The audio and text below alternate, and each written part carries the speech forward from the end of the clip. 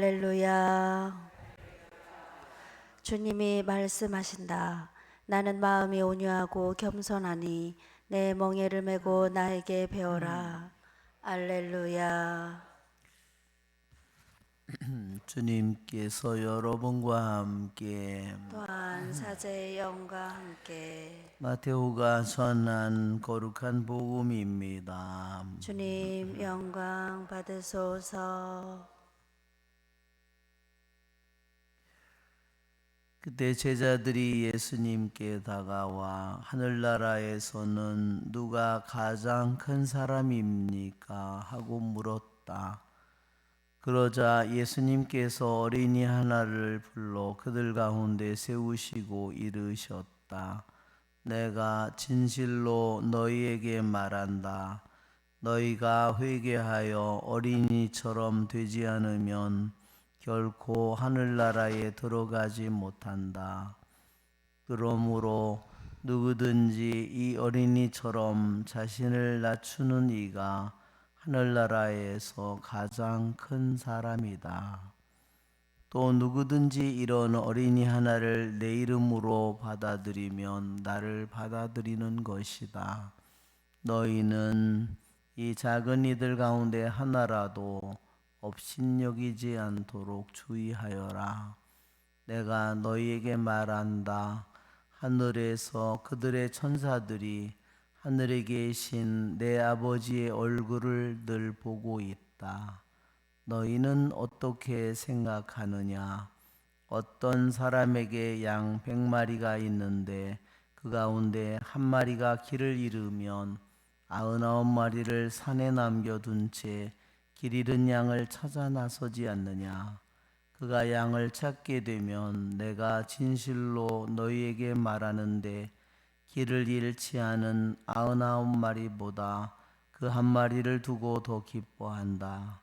이와 같이 이 작은 이들 가운데 하나라도 잃어버리는 것은 하늘에 계신 너희 아버지의 뜻이 아니다. 주님의 말씀입니다. 그리스도님 참여합니다. 앉으십시오. 참 예수님, 참 예수님.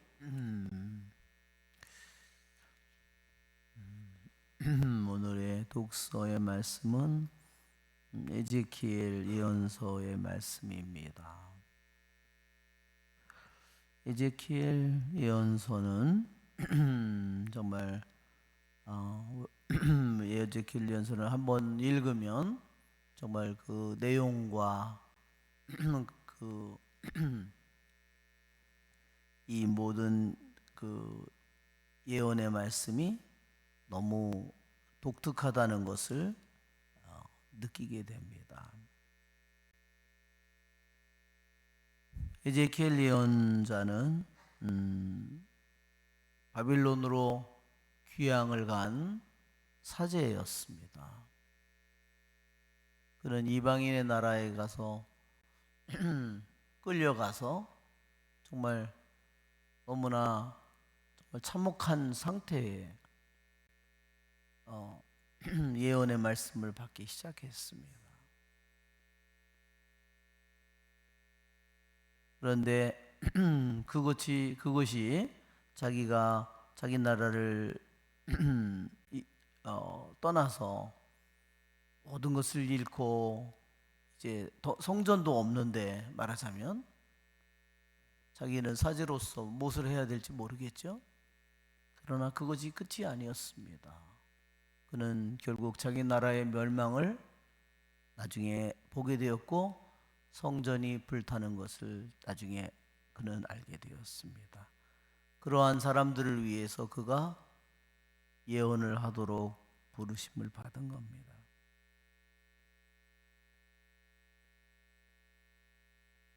그러기에 오늘 자기가 보니 손 하나가 자기에게 뻗쳐 있었다고 그랬습니다. 이 손은 하느님의 능력을 가리킵니다. 우리 탈출기에도 보면 주님의 손이 등장합니다.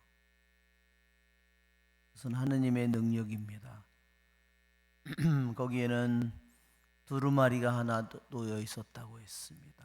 자기가 본 것은 두루마리였습니다. 글이 가득 적혀 있었는데 거기에 있는 내용은 비탄과 탄식과 한숨이었습니다. 즉 그들이 반항하는 사람들이기 때문에 그들 앞에 놓여져 있는 일은 비탄과 탄식과 한숨입니다. 우리들에게도 마찬가지입니다. 내가 주님을 반항하면 나에게 놓여져 있는 길은 비탄과 탄식과 한숨밖에 없습니다. 우리가 그러나 순종한다면 우리에게 놓여져 있는 것은 뭘까요? 우리에게 놓여져 있는 것은 회개와 눈물과 결국은 그것을 통해서 우리는 기쁨과 생명과 자유를 누리겠죠.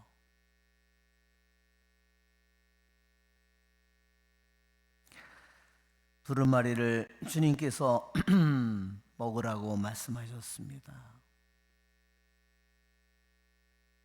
이 장면은 한편으로는 또한 충격적인 장면입니다.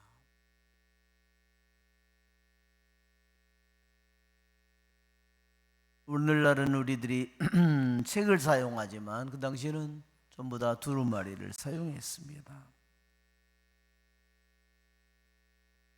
우리는 하느님의 말씀을 읽고 또 하느님의 말씀을 끊임없이 되씹고 끊임없이 일생 동안 우리는 그 말씀을 또 음미하면서 그 말씀을 먹도록 부르심을 받은 사람입니다. 우리의 육신이 음식을 먹듯이 우리의 정신이 또한 정신뿐만 아니라 우리들의 영이 하느님의 영을 먹는 것이 바로 하느님 말씀의 두루마리입니다. 하느님 말씀의 책입니다. 하느님을 아는데 하느님의 말씀을 읽을 줄 모르고 하느님 말씀의 맛을 모르는 영혼은 정말로 눈먼 영혼입니다. 불쌍한 영혼입니다. 하느님의 말씀이 자신에게 열리지 않는다면 그러면 그 사람은 평생 동안 무슨 영으로 살아갈까? 무슨 생각으로 살아갈까? 뻔합니다. 세상의 생각으로 살아가겠죠. 세상의 영으로 살아가겠죠. 인간의 영으로 살아가는 것은 뻔한 일입니다.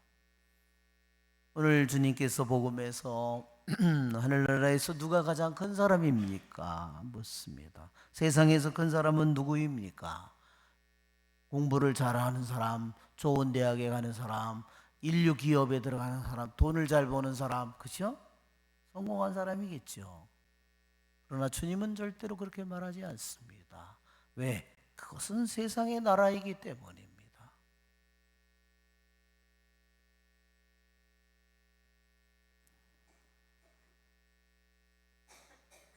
하늘나라에서 가장 큰 사람은 회개하여 어린이와 같이 되는 사람이고 어린이처럼 자신을 낮추는 사람이라고 했습니다.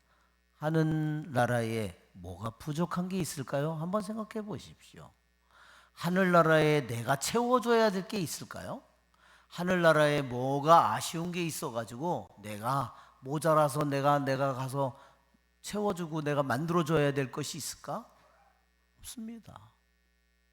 하늘나라는 곧 하느님의 나라입니다.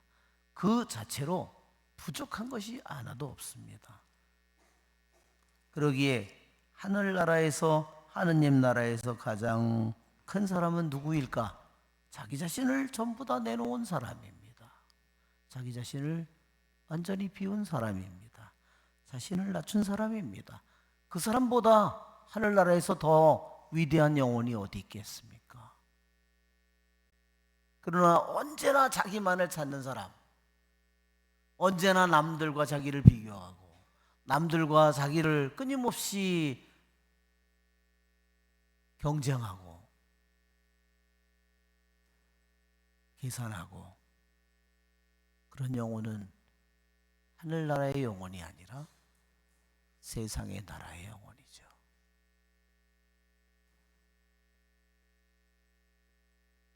그러기에 주님께서 말씀하십니다. 그러므로 누구든지 이 어린이처럼 자신을 낮추는 이가 하늘나라에서 가장 큰 사람입니다. 하느님을 아는 사람이라면 그는 자기 자신을 높이는 사람이 아니라 자신을 낮추는 이가 될 것입니다. 하느님을 아는 사람이라면 십자가 외에 주님과 자기 자신을 일치시키기 위해서 가장 모든 힘을 기울일 것입니다. 우리의 좋으신 주님을 찬미합시다. 아멘. 성찬 전례를 시작합니다.